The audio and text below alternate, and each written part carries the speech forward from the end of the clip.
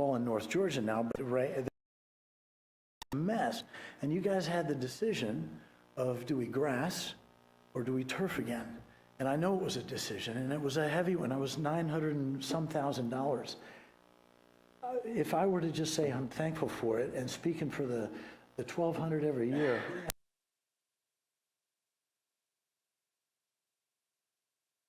did in that is you have I-9, you've got Georgia Forest, and All-In FC at Sugar Hill. One or two of those programs would have to go because they couldn't handle, the grass couldn't handle it. So thank you for putting the money back into sports. And as we're growing, shoot, you got even more kids playing. So Andy did tell me don't ask for more fields, so I'm not going to do that. I won't do that up here. But I did want to tell you one other thing.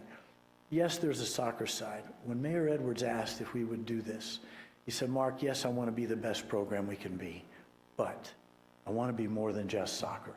And I actually coached his daughter, who ended up going to Valdosta State and playing in college. And there's so much more to it. But I want you to know that your program, over 11 years, we've given now $100,000 back to Gwinnett County Schools, averaging about $10,000 a year, not quite. And we've given $450,000 in financial aid. And I don't mean scholarships. I'm not talking about the top kid, the franchise kid on a team. I mean kids that can't afford it. And we have everything in the club. We've got those that ask for a $150 rec payment in 2 or 3 installments. And we have those who can help support others. So I want to make sure that you guys know we're more than just, oh, hey, there's soccer and register and so on. So we really try and help the community out too. I don't really know what you'd want to know, so if you have any questions, I'm happy to answer any. But I just wanted to say thank you, especially for those faces that I haven't seen yet or I don't know. So thank you. Mark, I appreciate it. I'll open it up to see if there's any questions, but I'll just make a comment. Growing up, I was not a soccer kid, but now that our middle school has a soccer program, in fact, this was their first year having a soccer program, I have become a big fan of soccer. Gone to a lot of soccer games this past year, and I don't know if you know it, but Lanier Middle School actually made it to the Gwinnett County Championships. And we don't have anything beyond Gwinnett County yet because the program is still developing. But what I like about the role that Gary Perkle Park serves is that it contributes to that pipeline for kids to be able to play in their early years in middle school and in high school and perhaps even beyond. And so thank you for what you're doing for our kids. No, that's great. And the majority were all in kids. Yeah. And that's the idea, right? Support the community all the way up. So, yep. Thank you. Of course. Any questions, comments about soccer? Thank you for coming in, Alvin. I will say, Mark, I am very appreciative of what the program has become. I think I've shared this story before. I've been at work, and I work over in Alpharetta, but I'm sitting in my lunchroom, and people are talking about their kids and what they have coming up this weekend or up that weekend, and they're saying that they're going to be at Gary Perkle Park for All-In Soccer, or they were there the previous weekend. And they're talking about them stopping at Einstein Bagel to get something to eat and heading over there. And so, hearing all those things is a great refresher for us. Hearing that your program is bringing people from, and that's actually the family I was talking to lives in up in Houston. But again, it's bringing families here who is patronizing our local businesses and then going over to an amazing park that we have and being part of your program. So I've seen it. I've been out there. You guys have actually kicked me off, me and my son, off the field. When the soccer kids are going up, you guys have kicked us off. But again, I appreciate what you're doing for those kids and super appreciative of that. So thank you so much for that. No, that's great. And actually, you just reminded me of something. We started something that was just after COVID. My wife's side of the family's in restaurants. So we did a player of the week, and we did it for each team. So if they have, 10 players, 12, 18, it doesn't matter. They would get certificates to a local restaurant. And we started it after COVID to kind of help the COVID, the restaurants in and around the Sugar Hill. And at that time, we really didn't have that many restaurants. Then we went into the Swanee and Beaufort areas, and now we've given out over 5,000 meals with the Player of the Week program, and the kids, they all gather and they have their team party there, and they love it. So again, it's just something fun to do. So I'm glad to hear that. Look, we want to get them in here, right? Get those restaurants full, right? So anyway, guys, thank you very much. Yes, sir. Thank you. Thank you, Andy, too, for working on a great program. All right, next we're going to move on to old business, and we're going to start with item number 1. Art, is there any change on that since our last meeting? Good evening, Mayor and Council. Okay. Good evening again, everyone.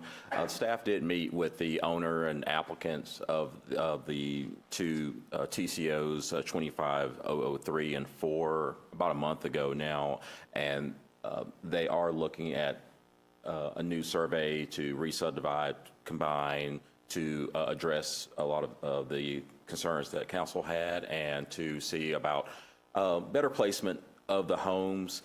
We were hopeful that we were going to get the new survey by a few days ago or so, but we have not received that yet. I do know that it takes a while to get some surveys done. Staff recommendation would be that we continue, that if council is amenable to continue this on old business, and to give the owner and applicants sufficient time to have their surveyors complete the survey work, so that we will be able to show council the amended plan and addressing the concerns, as opposed to carrying something forth that is the sameness that the council has seen. Thank you, Art, and I'm assuming that's for item number 2 as well. It's for both of those. For both, for items 1 and 2, yes, sir. Okay. Frank, I know we tabled it at our last city council meeting. Do we need to continue to table it each meeting? Okay. Yes, Mayor. All right, got it. Is everybody okay with that? And I kind of thought that as well with the survey. I think sometimes those do take a little while, so. All right. Thank you, Art. Next, we'll move on to item number 3. Art, that is you as well? Yes, sir.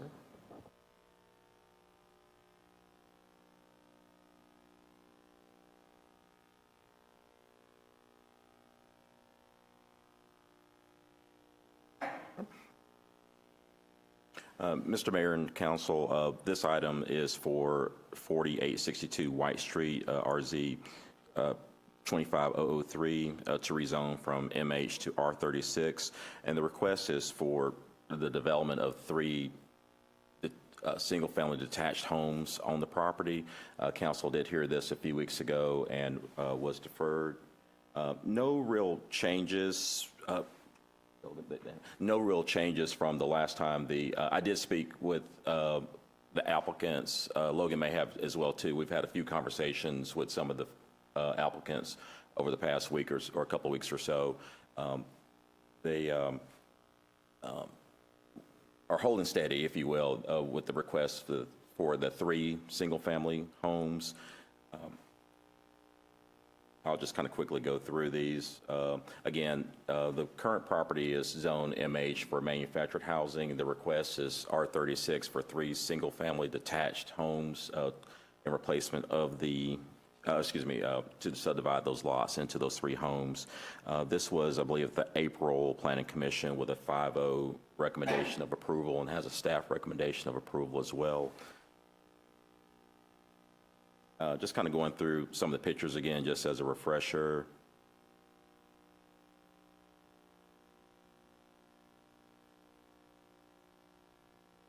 Some of the elevations of the proposed homes.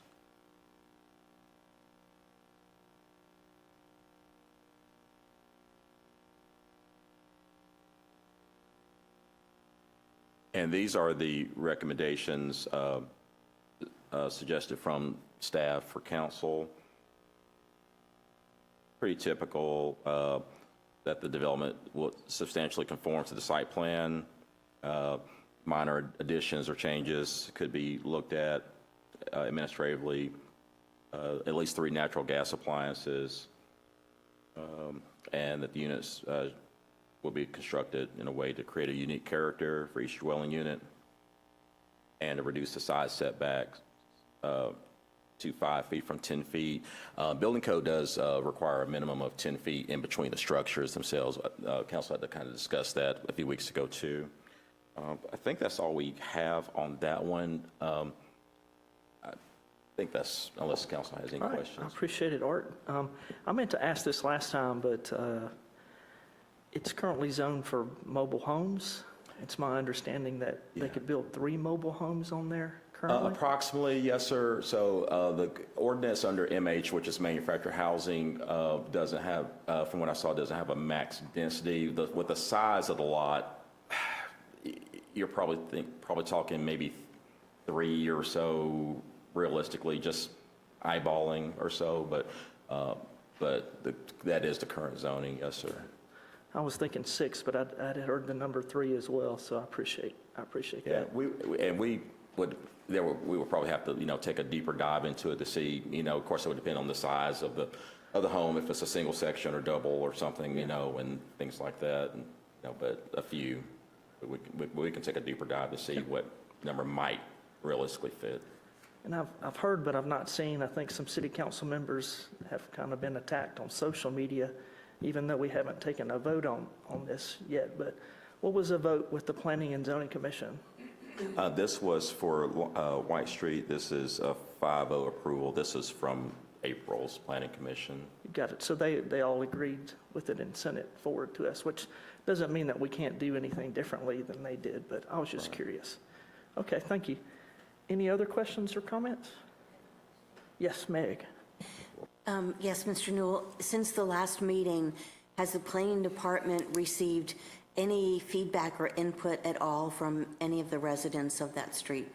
I don't believe I have personally, no ma'am. I don't believe we've had any correspondence, the staff anyway, had any correspondence. We'll double check, but I don't believe so, no ma'am. All right, good question, Meg, thank you. Any other questions, comments?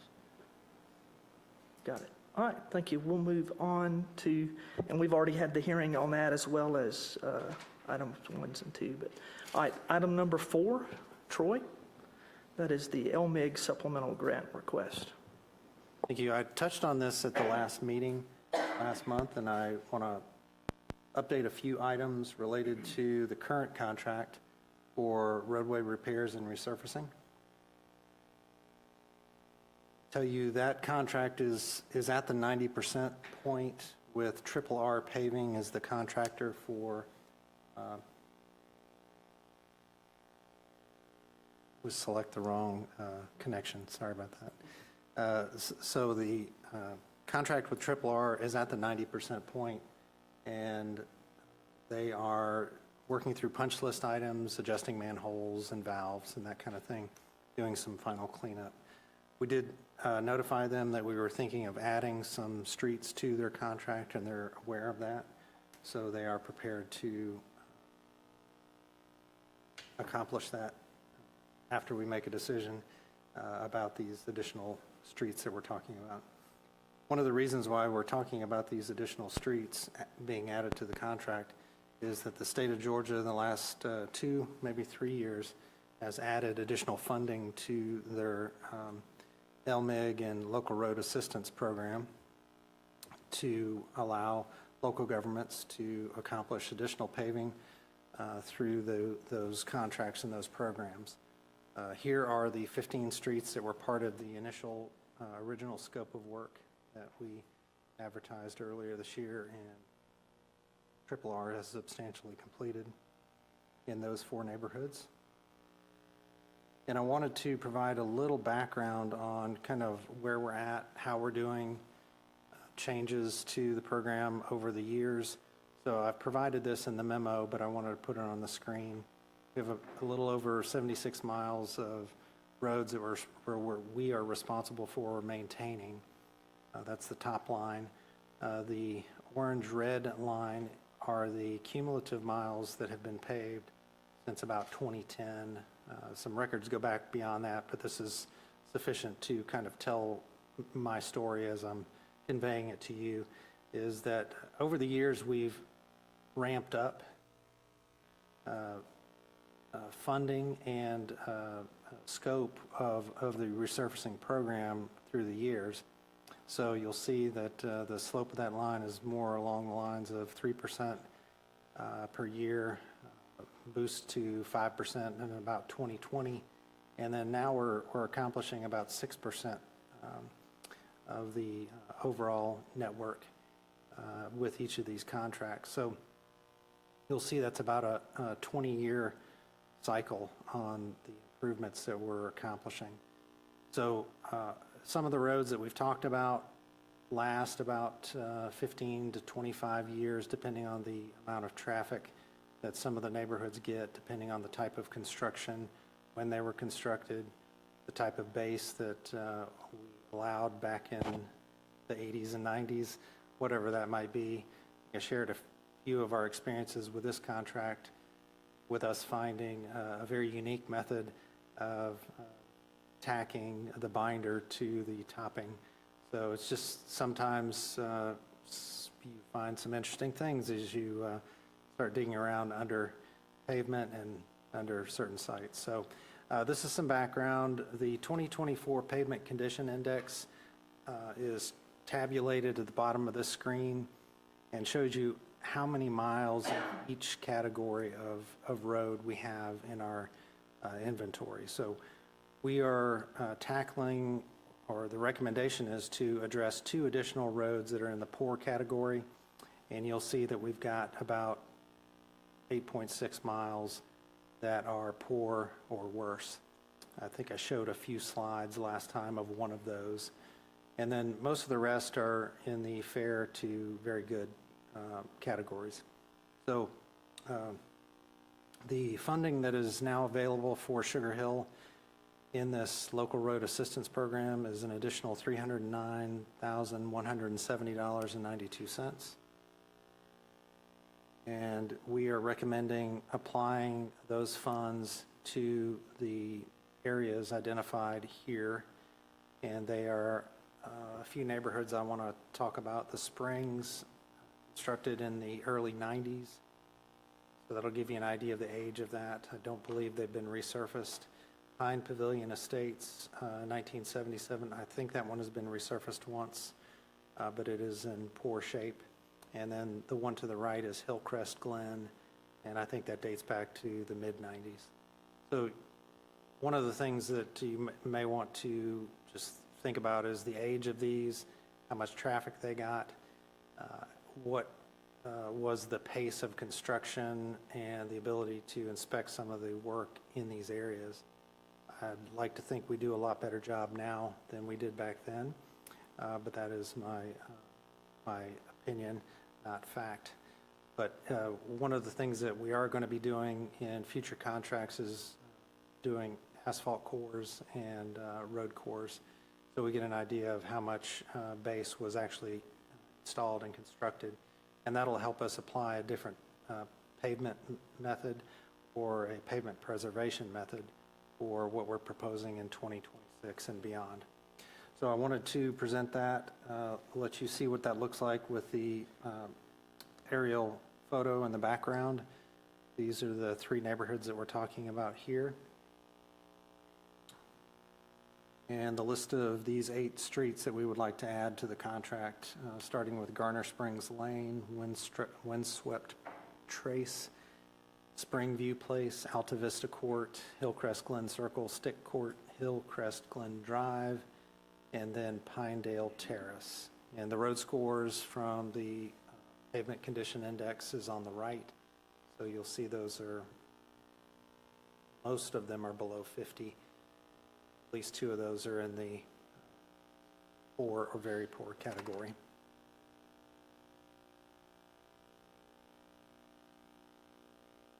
So with these streets that are proposed, that'll add an additional 1.6 miles to the contract, and with the additional cost of $148,242.70 to an estimate of $457,000 of additional paving work that is proposed. So I think I mentioned last time, and in the memo, that our current contract with Triple R is $862,000. Our budget number is $1 million. We're recommending that we bump the budget number up to $1,325,000.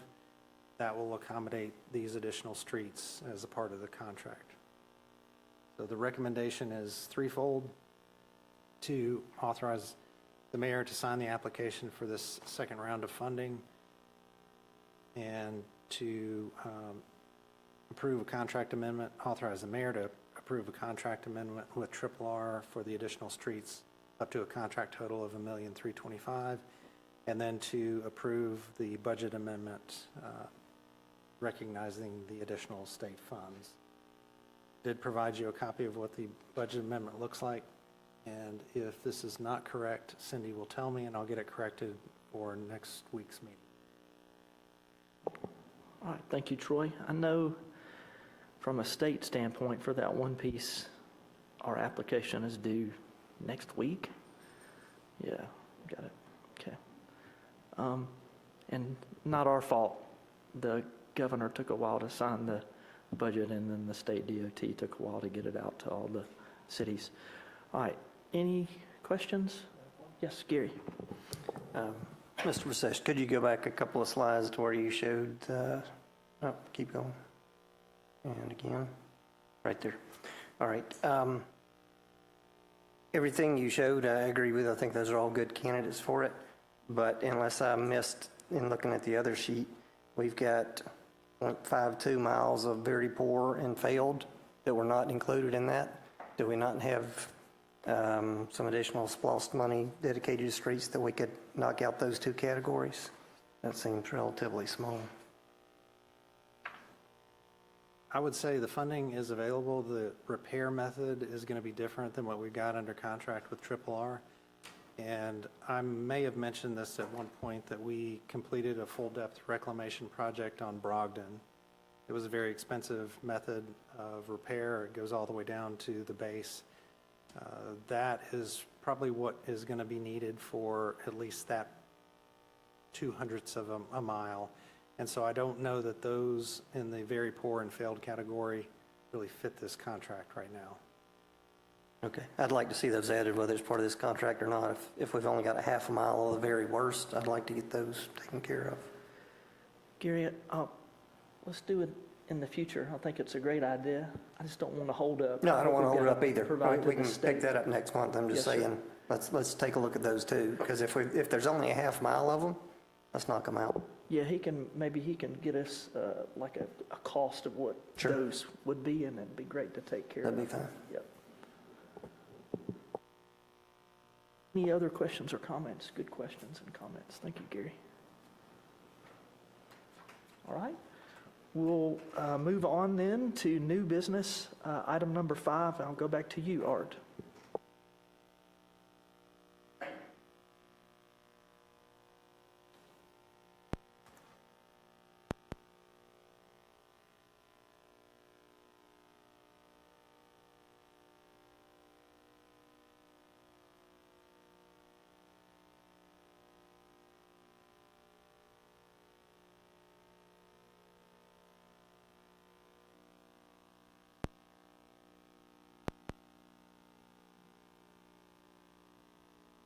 All right, yes, sir, back now. Next item is AX 25002 for 5853 and 5875 Swanee Dam Road and 5868 Henry Bailey Road, requesting to annex 2.72 acres to general business BG for retail commercial. Mr. Mayor and Council, here's looking into the property from Swanee Dam Road. There is an existing house on the property, does appear to be vacant. An overview of the property, and we'll get I'll go into some more detail in just a second, but just to give a point of reference, if you can see my cursor moving right there, public shopping center, Frontera right there, the intersection of Swanee Dam and Georgia 20, and the subject parcels there. And the Duncan, I know, I thought about that earlier, and seriously 5 minutes ago, and I forgot. Sorry, Paul. But looking at the existing zonings, there are 100 there in the county, and mostly BG here and in the city. This was there was an annexation request in 2008, but for some reason this little sliver here was out. But there have been some, my understanding, some road alignments and/or some expansions of Swanee Dam there, so that caused a little bit of wonkiness there. And so where we have the red circle right there, we just wanted to kind of zero in on that. So what we're looking at on the application is to close that in, if you will, and kind of clean that up too. So the original proposal was for a strip shopping center that obviously has not come to fruition as of this time. So the applicant is proposing a new center that would have parking from this end going west, and then the retail component closer to the intersection of Swanee Dam and Chwinney. And this is kind of an inset of that area.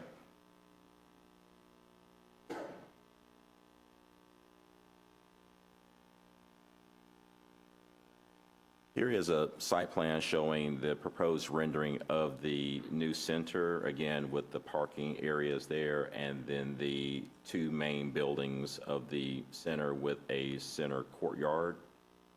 The proposal is to, the proposal is to have a mix of retail with some restaurant spaces as well.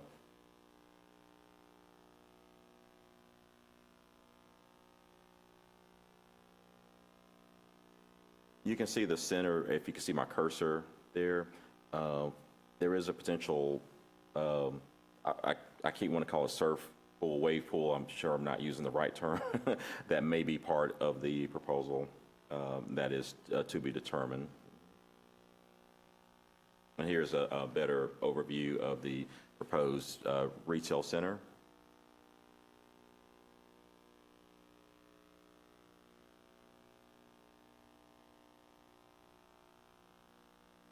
So the recommended action from staff is the conditions associated with the previous annexation from 2008 would remain in full force in effect for parcel R7339005, and shall also be applied to R7339006 and 006A from Exhibit 1. A 10-foot enhanced landscape strip shall be provided along the entire perimeter of the development. A 6-foot opaque fence constructed of wood, brick, or stone shall be provided along parcel R7339226 and the frontage along Kendricks Road and parcel 7339049, and that the development shall substantially conform to the site plan, which is Exhibit 2, particularly regarding its general features, placement, and alignments. However, again, certain accommodations could be made without mayor and council approval. And that prior to issuance of a land disturbance permit, the level 2 traffic study with intersection control evaluation, or ICE, shall be provided, which explores safe ingress and egress options for the development. A right-in, right-out access on the Swanee Dam is also recommended, subject to GCDOT approval. Mr. Mayor and Council, the request has a 3-to-1 recommendation of approval from the Planning Commission. We did have, I believe, 2 citizens that spoke during public comment with concerns primarily about traffic along Swanee Dam and ingress, egress into the potential center, which that conversation led to some of the recommendations that I just mentioned. There is a request for a variance. I'll go back as well. There's a variance request to reduce the front setback from 40 along along Swanee Dam, from 40 to 30 along Swanee Dam and along Henry Bailey, and a request at 10 foot along the frontages. the rights of way there on Swanee Dam are fairly substantial. It does vary, but I did a measurement just a little earlier, and they were averaging about 100-foot right of way. So even with a reduced setback, the buildings themselves would still be substantially far off the streets themselves. So, and I think that's it. And Logan, did I get everything? Thank you, Art. There was a slide where I think there was an original proposal? Yes, Like, yes, sir. I believe this is from the 2008 request, and this proposal, if you can see my cursor kind of going back and forth right there, you would come off Swanee Dam Road and then essentially come straight into the parking lot, the proposed parking lot, and then with the spaces then behind the parking lots, parking spaces themselves. So staff thinks that the new proposal is actually better because if you think about it, if you come off any road or busy road and you go directly into a parking lot, the spaces and everything, where this will have a much better ingress for not only safety, but I really think for aesthetics as well for the community. Thank you. Any questions? Meg? Yes, ma'am. I do have a couple of questions. One, I just heard you say that the surf section of it is to be determined, and I thought in the proposal that was a definite section of this, and that's why they're calling it like a surf bay experience. So now it's a maybe? I say that I think there was some conversation that that's maybe not 100% determined. I'll have to let the applicant speak to that because I don't want that to be, that's absolutely, that's going to be the case. I think it may evolve to some degree. I was going to clarify what I thought you said. I think you said you weren't sure what to call it exactly, not necessarily you're not sure what it is. So I think there's a little bit of a difference. And I have one other question. If you'll go back to the slide, go back, or maybe forward, that shows Swanee Dam Road and across the street, there's housing. Oh, I need to go. That might be the first one. So my question is, because of that, you'll see there, oh, keep going. Oh, that's it, okay. So you see there Sunset Hollow Street and Linear Valley Parkway. And I notice now that a level 2 traffic study would be done, and I'm wondering when that would occur, because of course now school is out, so you don't have as many car riders on the road, you don't have the buses, and a couple of the residents who spoke at the Planning Commission meeting explained to me the traffic backup and the buses, and there's already been a couple of accidents right there. And Swanee Dam Road backs up quite a bit on the way to Highway 20. If a traffic study is done in the summertime, I don't think it will show a true assessment of the traffic situation on Swanee Dam because of the buses and the car riders and employees of the schools traveling. And I'm really concerned about that traffic on Swanee Dam, as well as the customers of this shopping center exiting on Henry Bailey Road directly across from Emerald Lake. And that median right there is already having some big concerns. Yes, ma'am. That was just what I was wondering, if you know yet when a traffic study might be done. In my experience, the traffic engineers typically will exactly do what you just said. Yes, ma'am. Will conduct the traffic studies when school is in. It's not a holiday period. It's a typical day or week, or however long it may take to do the traffic study. So that's in my experience, that's typically what the traffic engineers are going to try to do. Now, of course, we were just at the school just got out, I think, a week ago or so along those lines. But that would be my assumption. And then there might be some other mechanisms too that they may have on file that show what the typical numbers are when there isn't a holiday or summer. But I think all those factors are taken into consideration so that the numbers and the analyses are reflective of a typical week, if you will, or day, as opposed to it's summer, it's Christmas break. Yeah, I can comment on that. The county does a good job of managing that process, but it is strictly regulated by IT and other organizations that establish the protocols for when traffic data can be collected. And the thing that Art didn't mention is once this process concludes, should it receive a favorable decision, it's going to be 120 days before they get to a point where they're even close to a land disturbance permit. So that'll be long after school starts back, and the concern is not as important once school gets back in session. All right. Any other questions? I got one. Yes, Josh? Question regarding, I guess, garbage. Where's garbage side anywhere? I don't see that indicated anywhere on here. Where dumpster pad would be? Am I missing it?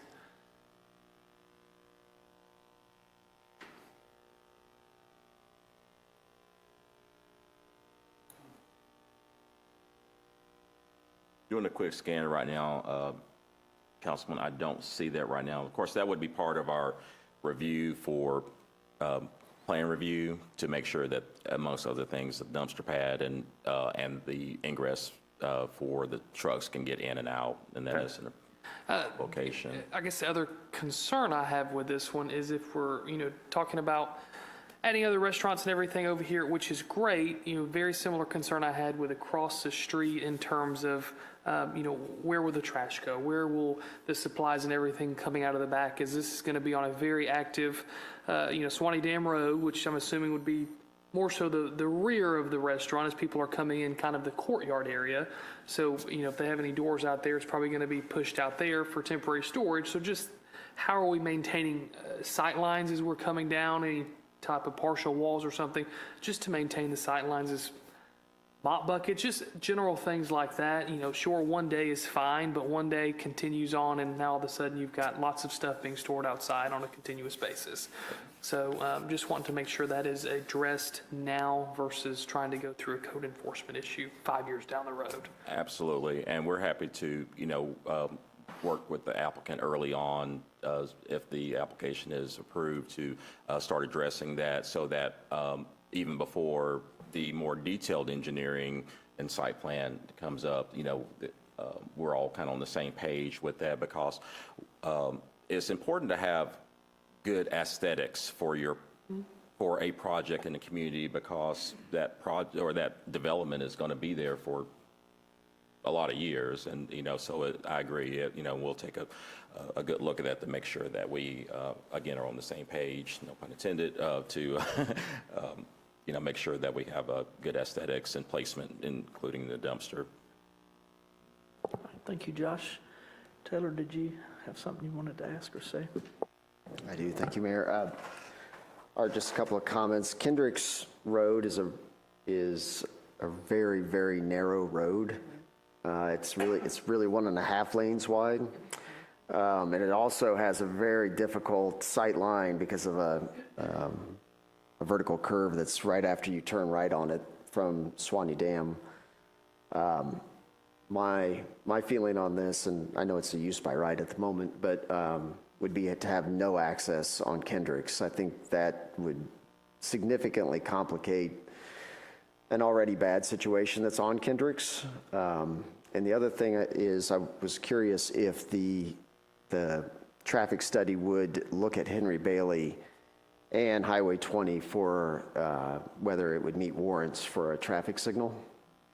I think that's something that's pretty important because we know that intersection's already experiences some challenges with folks making illegal U-turns and some other situations there that a traffic light would certainly improve dramatically for both the folks in Emerald Lakes, but also for people who use Kendricks and Henry Bailey to access, and then whatever future happens on that property that's to the, I guess, to the southwest, or southeast, I'm sorry. I'm sorry. And But I think- yeah, if you could let me know if that includes that. We can certainly see, I can't say for certain right now. I would imagine that, of course, it would be, comprehensive in nature to take in not just the area, but the totality, if you will, of, a certain radius, of the project. And if memory serves me correct, I think that was some of the discussion at the Planning Commission too. So I think that's along the lines of what maybe one or two of the Planning Commission members had mentioned too in regards to, or someone speaking during Planning Commission in regards to a potential a traffic study, traffic light as part of the study as well. So I believe that was part of the conversation that had been tendered to some degree during the Planning Commission to either by one or two of the members or maybe by, another member of the public. Okay. And then just the other comment, as far as Swanee Dam goes, obviously, and I saw in there if Gwinnett County is in agreement that a right-in, right-out would be an appropriate driveway going on to Swanee Dam. I think that's, I agree with what Meg's comments are about the traffic. It backs up primarily in the morning and mostly in the left left turn lanes of Swanee Dam onto Highway 20 in that area. The straight lanes usually pretty much okay in the peak hour in the mornings, but a person trying to turn left from Swanee Dam into this development would face some pretty significant challenges just because of the width of the pavement, and there's a big gore, striped off gore through that area as well. So I think a right-in, right-out would be an appropriate intersection and driveway for that particular use. But certainly Kendricks that's just a really tough road. It would be nice to see the county do something with Kendricks to get it up to standards so that it's not such a difficult turn and sightline distance on it. So if we can keep traffic off Kendricks and discourage use of Kendricks, I think that would be a good thing for both the customers of this development, but also for the owner as well, just for their benefit. So Yes, thank sir. you. Thank you, Art. And I think because of the confluence almost, if you will, of several streets that are there, that the traffic study would be, really comprehensive to address a lot of those issues there as opposed to a more singular or just one or two items. And that way we have an opportunity to be able to address some things because a project is proposed, whereas if otherwise, that may not be the case. All right, anybody else? I'll say I agree with Taylor on Kendricks. The county repaved it recently, but they didn't really do anything to expand it, so it does feel like a one-way street, unfortunately. But is there any way that we could, and again, not knowing what city council is going to do, but there've been some recommendations for some, additional things to consider. Is there any way that we could get like a copy with some additional suggestions based on what people have talked about related to the dumpster, related to expansion of the traffic study, and I don't know, whatever else? Might just make it easier than trying to piece a bunch of things together. Just a suggestion. Yes, Taylor. I'll just say that I will email Art with some suggested conditions that staff can look at and consider, and that's what I'll do on my part.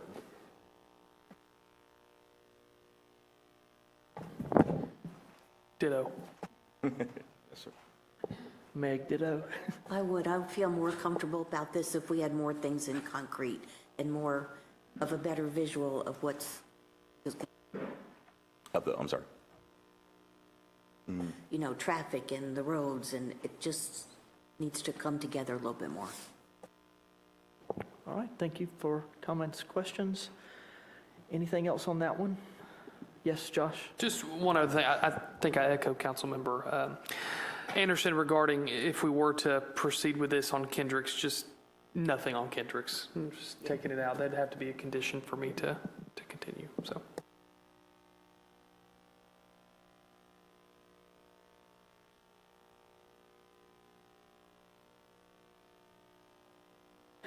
That is that on this item. Next, we'll move on to item number 6 for Old Cumming Road. Art, that's you as well. Yes, sir, Mr. Mayor and Council. This is a request for change in conditions for the project that's commonly known as Sycamore Square at the intersection of Sycamore Road, generally at the intersection of Sycamore Road and Georgia 20. So the area that's shaded in the purple is the area in question. The square block here is where the Lidl grocery store would eventually come. That parcel is not part of this request. The request is dealing with the portion that was, or still is proposed to be residential and some additional commercial. Here we see the current zonings in the area.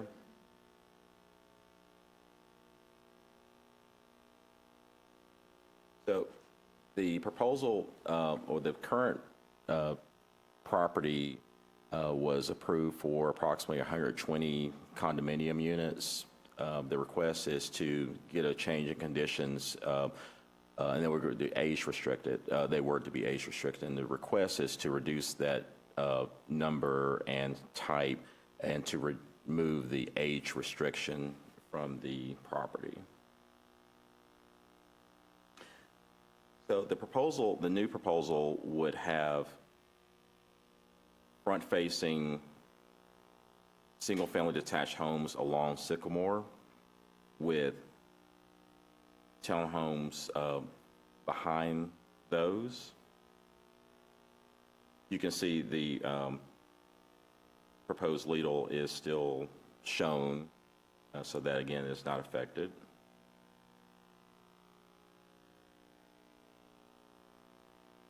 A little closer look at the proposed residential change. I believe the total unit count here is 40 or 41. The amount approved right now is 120, so a large reduction in the number. Again, the homes that are along Sycamore would be front-facing, so as you go down Sycamore, you will see the fronts of the homes and not the rear. And then the proposed townhomes there.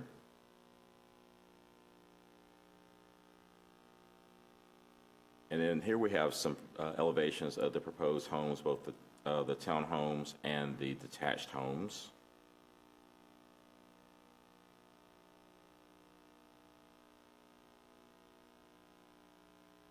We do have a recommendation of approval of the change in conditions, that the conditions shall replace and supersede all prior stipulations and conditions, including all prior zoning actions, variances, and special use permits that are currently in place on the property. That site development plan for the 2.94 acre commercial tract shall not contain more than 152 parking spaces.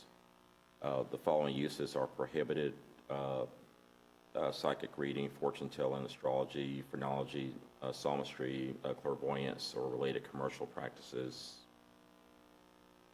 All dwelling units shall be kept up as condominiums. No more than 10% of the total number of dwelling units are to be leased at any one time, and notice shall be recorded with the covenants and enforced with through the Property Owners Association.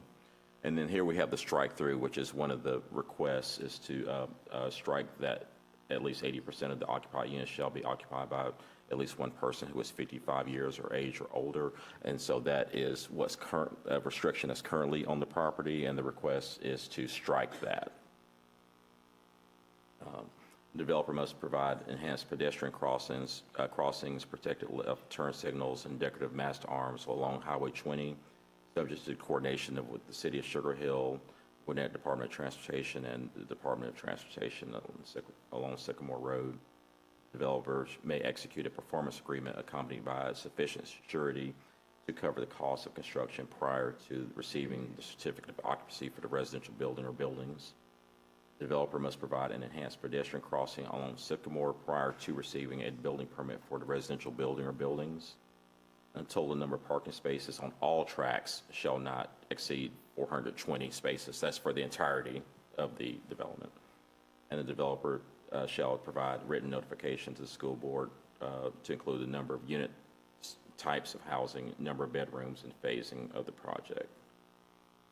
The interparcel access is required from the subject property to the Citgo property, and the applicant shall provide at least 2 internal pedestrian access points between the commercial component and the residential component of the master development, and a minimum of 3 natural gas appliances shall be provided in each unit.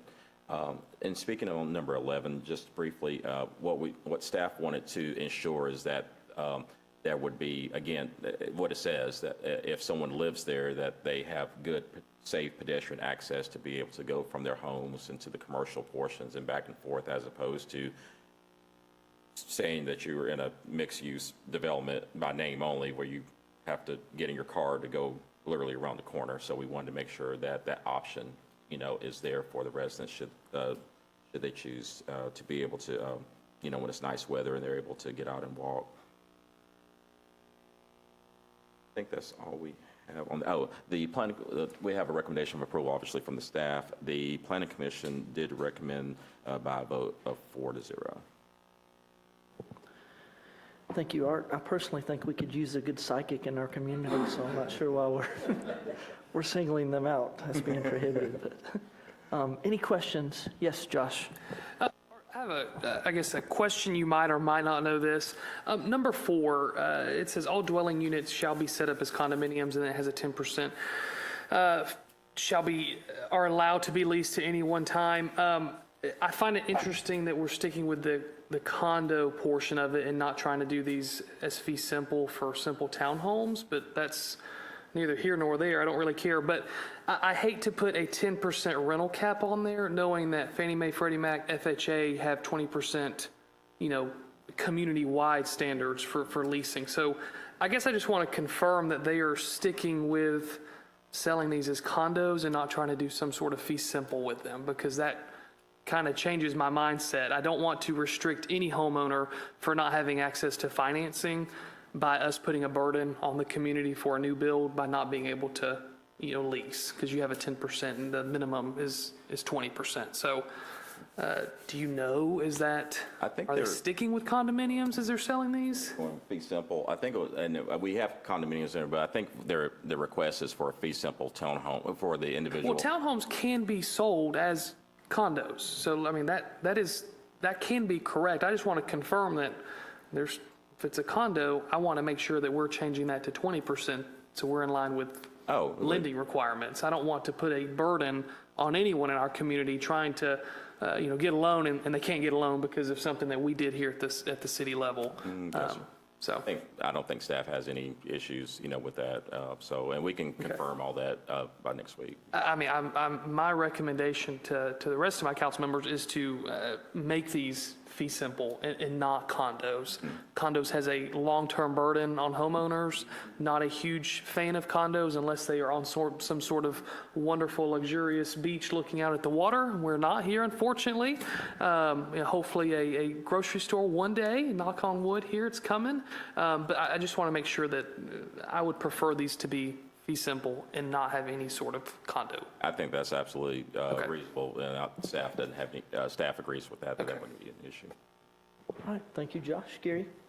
Yeah, one add-on on 4, I prefer that it be fee simple if it was condo. My question was, how does that apply to the houses as well? Would they not own those? Yeah, I thought about On the interior walls and whatever. So, yeah, that needs to be modified one way or another to deal with that. But yes, I prefer fee simple as well over condos there. The other question I had is on the parking limits there.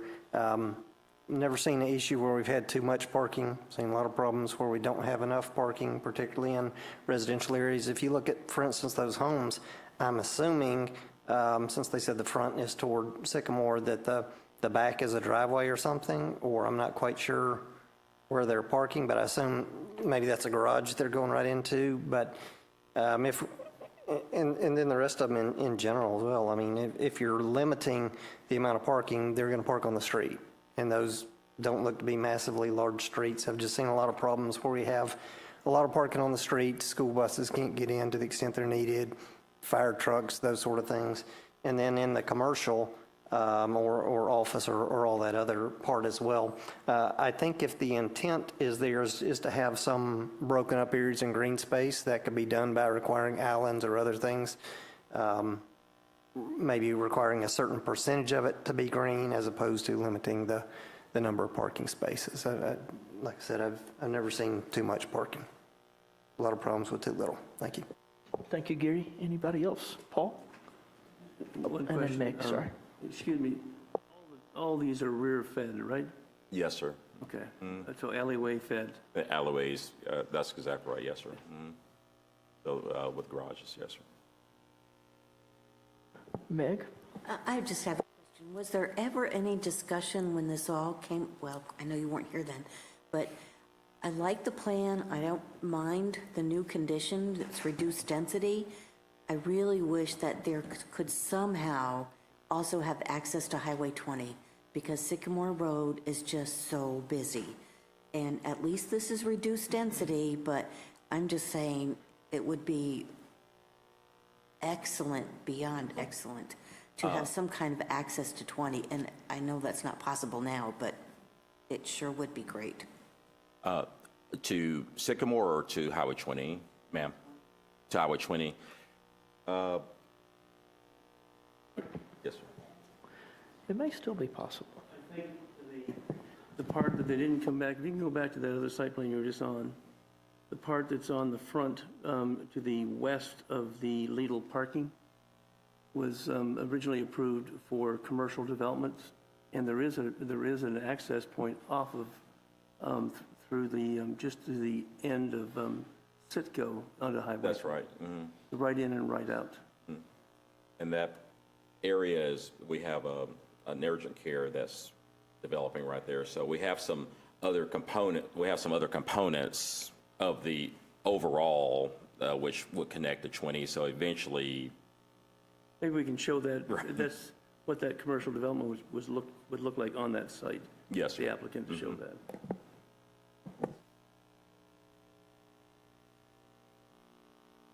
I think Taylor maybe has a question or a comment.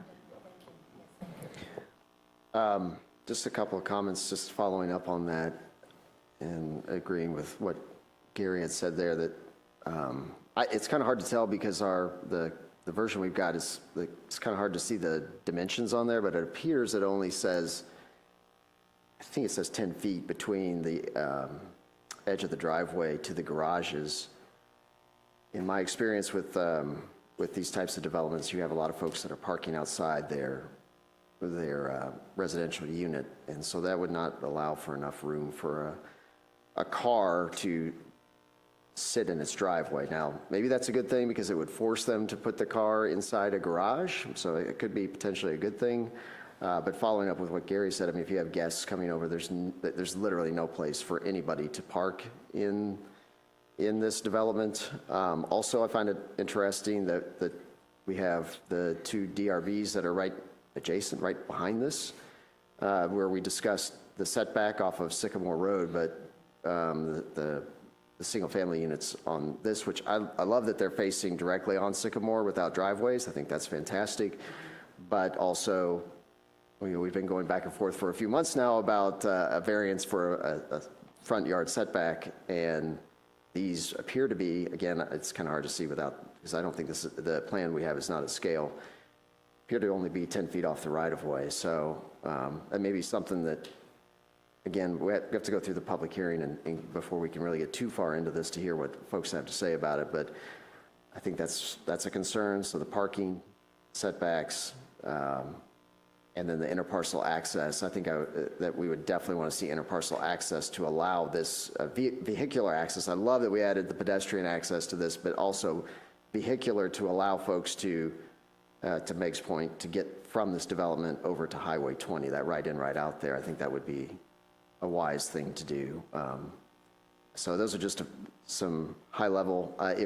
If we could get a better resolution at scale copy of this, that would be very beneficial. This one that's in the packet, it's kind of hard to read the dimensions on it, so that would be helpful for for me if we could get that. That'd be Yes. fantastic. Yes, sir, and we'll speak with the applicant about all the council's questions and concerns and see if we can get that more clarified and tightened up by next week, for everyone. Yes, sir. Okay, Josh? Unless I'm crazy, Councilmember Anderson, on page 21 of our packet, I think the dimensions are showing 18-foot wide and 18 feet long driveways, and then 24-foot long or wide alleyway dimensions. I had to blow it up. It is tiny. It is very tiny, so. I see it now. Yeah, I was looking at page 20. Oh, yes, okay, gotcha. But yeah, that was a blow up, so you can actually, I was looking at how it tied in. But I see what you're saying. Yes, Meg? Art, could you go back to the second slide that you showed us on?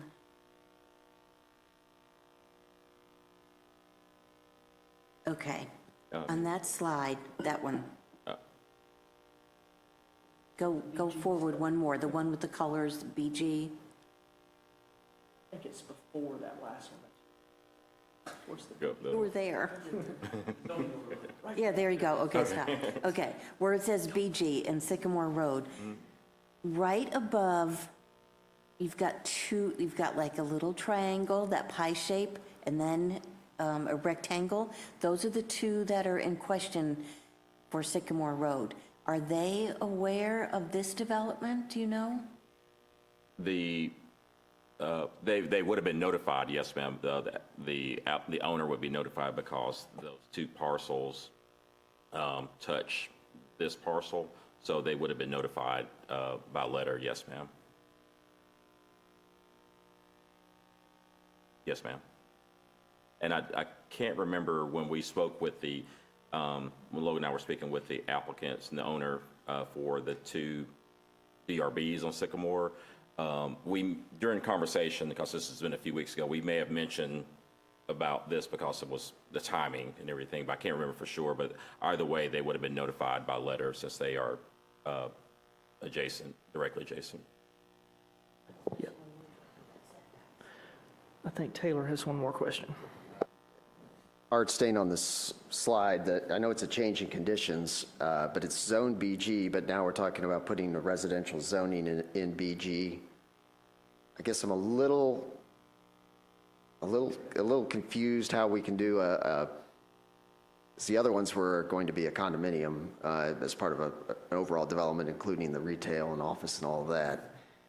So that kind of made sense, but in this case, we're talking about basically putting strictly residential, fee simple residential in a BG zoning. That seems a little odd to me. Yeah, yes, sir. It's in the overlay, and so that allows for the residential. So it is a little. Is it in the central business, was included, is it because it's in the central business district? Because I don't think the TCO allows that. It's in the central business district. Is that correct? Yeah, I think that's Which right. allows it? Okay, all right. Thank you for that That's a clarification. little. Yeah, in the central yeah. business district, that makes sense. If this, Yeah. I didn't, I gotcha. Since if it's in the central business district, it makes sense. If it's in the TCO, it doesn't. So I got you. All right, any other questions on that one? All right, I see none, so we will move on to item number 7, Troy Hillcrest Drive right-of-way dedication. I'll be brief on this one. I don't believe you need a visual presentation, but I'm going to connect anyway, and hopefully this will be quick. But the developer of the refinery project, Prestwick, is at the conclusion of their project, and they have requested to address the greenway trail that has been constructed along Hillcrest Drive in terms of its proximity to the property line and right-of-way. And the solution is to donate the necessary right-of-way on Hillcrest to fit the greenway trail in the right-of-way. So there is no cost to the city as a part of this process. It's very similar to the one we recently completed for Stanley. associated with Novair. This actually connects to that particular trail system and will find its way through the refinery project via an access easement. So the recommendation is to accept the donation of the right-of-way along Hillcrest from Prestwick Development PIB LLC and authorize execution of the associated documents. I do have the boundary survey, which screenshotted as a part of the memo, and a draft of the right-of-way deed, which does not at this time have the legal description yet, but I will have that ready for next Monday. All right, thank you, Troy. Any questions on that item? All right, I see none. So next we'll move on to item number 8. That's Frank and Jane. I think this might take a while, just because I know Frank. Hopefully not. A number of months ago, Chief King and her staff had done some reviews of Gwinnett County, of Sugar Hills ordinances, along with Gwinnett County's. Over time, excuse me, Gwinnett County has updated its ordinances, changed the location of some of their ordinances and different things. And as Gwinnett County did that, the city did not necessarily, was not necessarily informed by Gwinnett County that those changes happened. And so the city didn't necessarily monitor that those changes has happened. And so over time, the references to Gwinnett County ordinances has gotten out of place. And so this ordinance is to try to get those back to be to the relevant portions of the Gwinnett County ordinance. There's a couple of them, though, where Sugar Hill has its own noise ordinance. This ordinance would repeal Sugar Hill's current noise ordinance and just replace it with the Gwinnett County noise ordinance. But the vast majority of it is just reconnecting what Sugar Hill had adopted to what Gwinnett County has changed or moved around. The primary change that is different from that, it would be the noise ordinance. It would be doing away with your current noise ordinance and just adopting Gwinnett County's noise ordinance. These are ordinances that traditionally the Gwinnett County Police Department would enforce because of the law enforcement components to them. And under the service delivery strategy agreements, things like the vice unit of Gwinnett County Police Department would come in and do surprise inspections of your massage establishments and make sure they're not doing illegal activity. The same thing with your pawn shops and your precious metal dealers, making sure that they're properly registering those transactions and taking photographs of those transactions and getting the IDs of folks who are making those transactions. And so under service delivery, most of these functions fall to the Gwinnett County Police Department under those ordinances, which is why you see the enforcement of it being primarily with Gwinnett County Police Department and going to Gwinnett County Recorder's Court, because those are police functions under service delivery strategy. So that's kind of hopefully a broad summary of what it is, and then I'll just take questions if there are any. Is there a big difference between the two noise ordinances? There is a big difference between the two noise ordinances because your current noise ordinance is actually is supposed to require the city to have actually purchased decibel readers so that you stand at the proper location and take a decibel reading to see if the noise is above or below the decibel reading. Whereas the Gwinnett County ordinance is based on a plainly audible standard from a number of feet away from the source of the noise. So, yes, so there is a difference there. I'm not sure that the city actually has any decibel readers or not. Gwinnett County Police Department often gets these calls. Gwinnett County Police Department certainly does not have any. So Gwinnett County Police Department, my understanding, can't really enforce your current ordinance. And so as part of some of the complaints and calls they've gotten, they've requested that you adopt the county's ordinance because they're used to enforcing the county's ordinance and don't have the equipment to enforce your current version of your noise ordinance. I appreciate it. I think it's good to have some consistency between the two. It makes it a little easier for enforcement. But any questions or comments about that? All right. Thank you, Frank.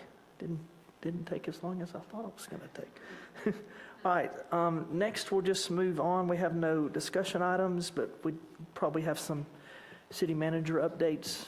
Paul, do you want to start on that? Yeah, thank you, Mayor. I've got one question, if you don't mind. If we're changing our ordinances, do we not need to have a public hearing on that, or does it go to the Planning and Zoning Commission first? Okay. So that is only for zoning, changes to your zoning ordinance. State law only requires public hearings for zoning ordinance changes and zoning map amendments and those kind of things. Standard traditional city ordinances, there is no state law requirement that you have a public hearing.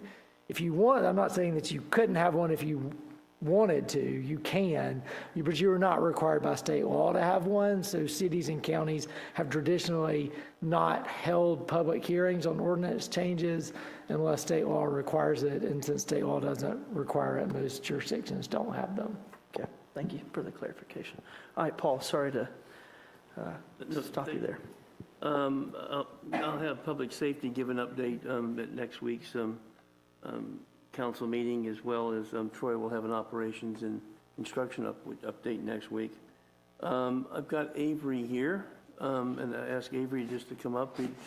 Since this week and this weekend is probably going to be a busy weekend downtown with concerts and things at the Eagle and other things. And this week, overall, we got a farmer's market tomorrow, so. Yes. Hi. The All Stars Performing Arts Academy is in, so you've probably seen some of their cars around. We're going to have a lot of parking as they are in this week. They do have a performance on Friday during the same time as the concert. We have anticipated this, so marketing is going to be sending out in the Know Before You Go email an alert to concert attendees. The marshals are aware, they're going to help coordinate that, and we will have the shuttle running from Sugar Hill Church. So hopefully that will help alleviate some of the parking strain in downtown on Friday. Otherwise, the show starts at 8. Supposedly, it's happening with Gavin first, then Colby, then Together. That's the last I had heard. Doors are at 7. Farmers markets tomorrow. Yoga starts on Saturday. It's select Saturdays now through September. Really, that's every Saturday except for like 2. On the Stage, Children's Theater moves in next week for their 3-week-long summer camp. So there will be a lot of traffic in the East Center deck with those drop-offs at 8:30 in the morning.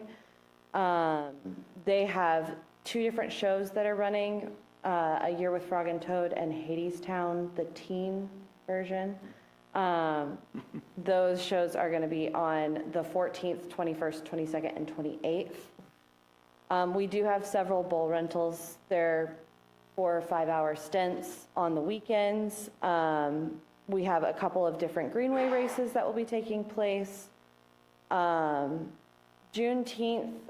in partnership with the Black Women's Association of Sugar Hill, is taking place in the plaza on the 21st. And then the splash night for June will be on the 27th. The movie will be Wonka. And then, as you were all made aware, we had to do a reschedule of the May splash night. That will be taking place July 18th. Questions? All right. Thank you, Avery. Yes, Josh. No question, but just a, a comment for you and for everyone else that works over there.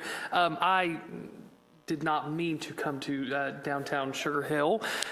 During the Tyler Hubbard concert, my wife wanted ice cream at Kilwin, so we went over there, and it was it felt like a lot of people in the city, but it did not feel like a concert was going on. So just kudos to the team, kudos to the entire staff, kudos to the marshal for, just really controlling the chaos, if you will. There was people everywhere. People were directed where they needed to go, and it was not just crazy town, and it did not prevent us from still having a great night, going to Killowens and walking around our beautiful city. So that was on me that I completely forgot about the concert, but it's baby brain, so I apologize. So thank you. Last Friday was going to be our first splash night with the movie. In the events business, you have to make decisions what you think is right to protect the people that come there. And so we had to very early make the decision to cancel splash night for Friday night because the weather predictions were up through 8 p.m. and we didn't want to put anybody in peril. But we have rescheduled it to July 18th. So we'll have 2 in July, but the June one it'll still go on. And I looked out the back window. I know there were a lot of kids that were disappointed and families that were disappointed, but sometimes you just got to make those tough decisions and you live with the consequences, but you always err on the side of safety, so that's what we did.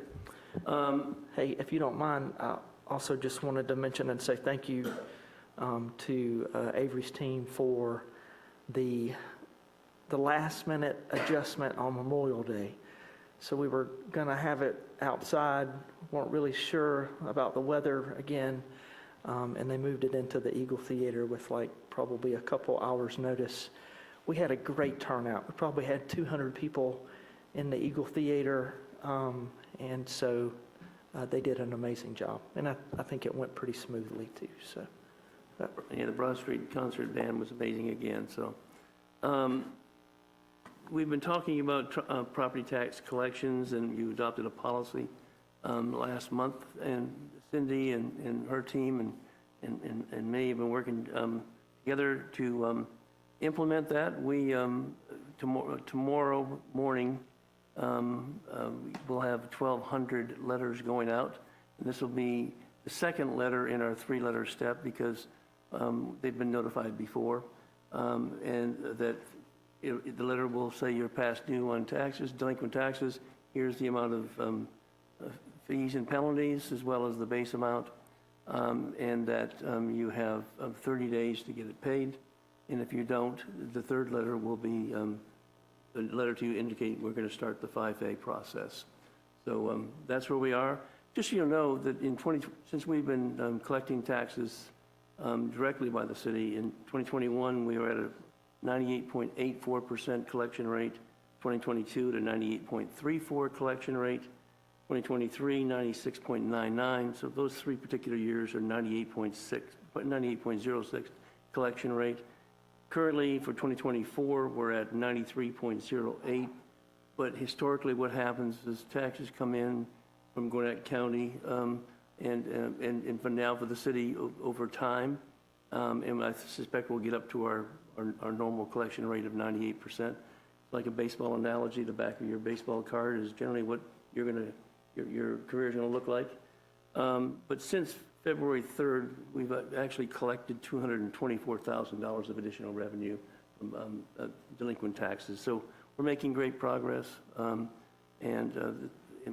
everybody's going to be put on notice that they have got 30 days to pay or get with us on a payment schedule. And then if they don't, then we will start the 5A process with a letter to them notifying them of that.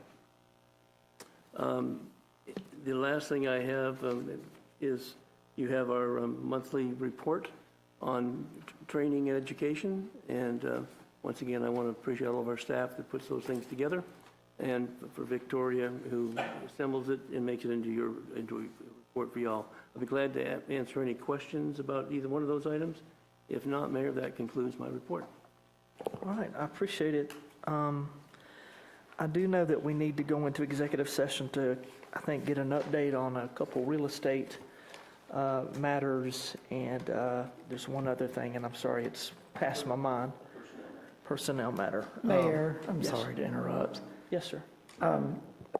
Councilmember Anderson asked, I think, a very important question on the rezoning or changing conditions for 1100 Old Cumming Road. And in a brief research, it appears to me that it's in the town center overlay and not in the central business district.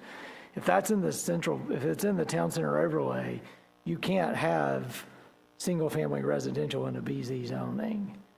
If it's in the CBD, you can. So that's a very important, and that may be why they've left the condo language in there as opposed to wanting it to be fee simple.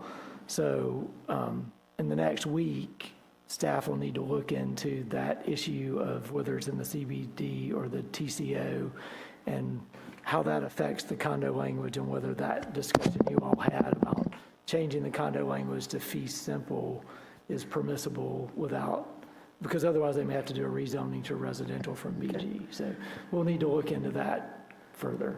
You were so serious, I thought we'd done something bad. But thank you for that. All right, so I just need a motion. I don't think we're going to need to take any action outside of executive session yet, but is there a motion to go into executive session? Mayor Hembry, I will make a motion to go into executive session. He's so formal and serious. I have a motion from Josh. Is there a second? Second from Alvin. All those in favor, raise your right hand. All right, we're going to go to executive session. All right, we are back from executive session. We discussed 1 personnel item, 2 real estate items, and 1 legal matter. And also wanted to let everybody know that we're going to be adding an item to our agenda next Monday. We have received bids on the Creek Bluff track.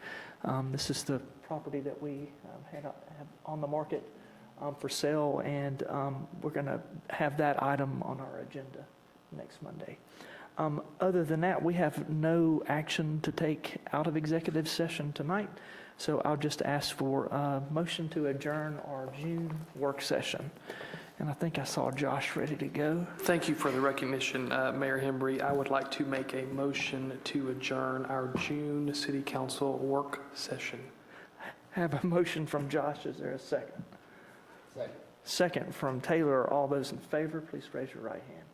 All right, we are adjourned until next Monday.